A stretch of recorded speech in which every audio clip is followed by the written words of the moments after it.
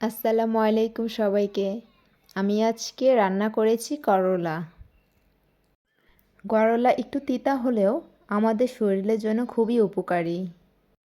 আমি আমার মতো করে রান্না করেছি, আশা করি আপনাদের ভালো লাগবে। আমি প্রথমেই হালকা পেঁয়াজ আর রসুন দিয়ে ভালো করে একটু ভেজে নেই, তারপর করলাগুলো দিয়ে দিই। তারপর তার সাথে মরিচ, লবণ, হলুদ দিয়ে দিই। এখানে কাঁচা পেঁয়াজটা দিলে মানে করলার সাথে সিদ্ধ হয়, ওটা আরও ভালো লাগে। একটু নেড়ে চেড়ে তারপর ঢাকনা দিয়ে দিব। আমি কিন্তু বেশিক্ষণ ভাজবো না, হালকা একটু সিদ্ধ হলেই চলবে। যখন সিদ্ধ হয়ে আসবে তখন চুলাটা বন্ধ করে দিবেন। হালকা একটু নেড়ে আবার ঢেকে রাখবেন।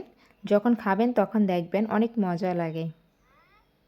এরকম ভিডিও পেতে চাইলে অবশ্যই আমাকে সাপোর্ট করবেন, যেন আমি আরও ভালো কিছু করতে পারি। ধন্যবাদ সবাইকে। আল্লাহ হাফেজ।